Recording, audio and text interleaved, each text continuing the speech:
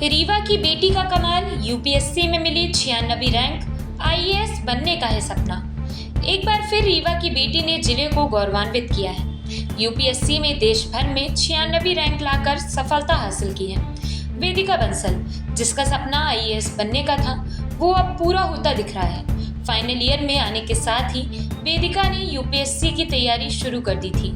दिल्ली में बाकायदा कोचिंग कर तैयारी की। हालांकि 2 बार दिए एग्जाम में सफलता हाथ नहीं लगी। तब तीसरी बार गलती सुधार कर पूरी ताकत के साथ यूपीएससी का पेपर दिया और 96वीं रैंक पाकर सफलता प्राप्त की। वेदिका ने उन तैयारी कर रहे युवाओं के लिए कहा कि सफलता जरूर मिलेगी, बस एकाग्र मन के साथ तैयारी करते रहें। तो आइए सुनते हैं वेदिका और उनके परिजनों को। यूपीएससी में आपने टॉप किया, कितनी खुशी हो रही है आपको? जी, बहुत खुशी हो रही है। कौन सी रैंक है? 96 रैंक। क्या कितनी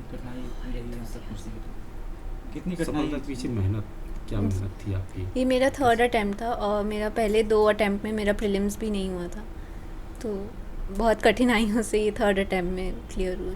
क्या रूटीन क्या था पूरा पढ़ाई का आपका? कैसे तैयारी कर रही थी? 8 से 9 घंटे रोज़ का ही रहता था सर पढ़ाई का। बाकी पढ़ाई आपने कहाँ से की? मेरी इनिशियल एजुकेशन ज्योति सीनियर सेकेंडरी स्कूल से रीवा से हुई थी। उसके बाद मैं क्लास 5 से बोर्डिंग स्कूल में चली गई थी, वाइनबर्ग आइलैंड। उसके बाद ग्रेजुएशन मैंने बीकॉम ऑनर्स में Shri Ram college of commerce Delhi university से की। बनना क्या चाहती थी आप? आईएएस ऑफिसर बनना चाहती जी। थी। इस सफलता के पीछे आप किसका श्रेय देंगे? मेरे परिवार को, मम्मी मेरी, मेरे भाई, मेरी भाभी और मेरे फ्रेंड्स और मेरे मेंटर कनिष्क सर को। कभी ऐसा लगा हो कि नहीं हो पाएगा मेरा? ये इतना लंबा प्रक्रिया रहता है सर कि हमेशा लगता है कि इसमें नहीं हुआ तो, और जब 2 अटेम्प्ट नहीं हुए थे तो हमेशा लगता था कि अगर प्री में अगले 3rd में नहीं हुआ, मेंस में नहीं हुआ या फिर इंटरव्यू में जाके फिर रह गए तो ये तो सर हमेशा लगा रहता है कि नहीं होगा तो क्या होगा। फिर आगे कैसे बढ़ी है?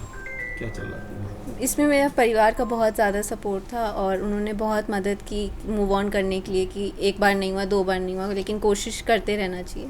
तो इसी बात उन बच्चों के लिए क्या कहेंगे जो भी तैयारियां कर रहे हैं और बीच में कई बार छोड़ भी देते किसी कारण से? जी, उनसे मैं यही कहना चाहूँगी कि हताश नहीं होना चाहिए कि अगर एक बार नहीं हुआ, 2 बार नहीं हुआ, बट अगर कंसिस्टेंटली हार्ड वर्क और डिसिप्लिन के साथ कोई भी चीज़ किया जाए तो इट इज़ अचीवेबल। आपका रूटीन वर्क क्या था पढ़ाई के समय जब आपकी तैयारियां होती थी? दिनचर्या कैसी होती थी?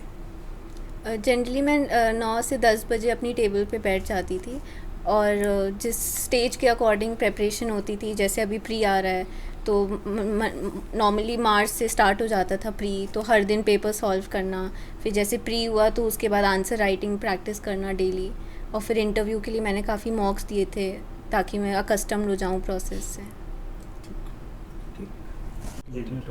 जी, बहुत ज़्यादा। आज बंसल जी भी होते तो बहुत खुशी होती। उनके आशीर्वाद से ये सफलता प्राप्त हुई है।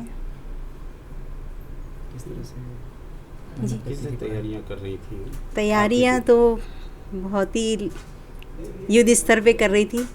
मुझे खुद देख के लगता था कि बेटा बस करो, सो जाओ, तो बोलती थी नहीं मम्मी मुझे करना। फिर मॉक के लिए जहाँ हम रुके थे वहाँ से मतलब तैयार होके साड़ी पहन के जाना और आना, तो चिंता लगी रहती थी कि दिल्ली शहर में जा रही है, आ रही है, तो लगता था कि बस मिलती बेटा जो होगा किस्मत में लिखा जाएगा, मगर अब थोड़ा मेहनत कम कर दो।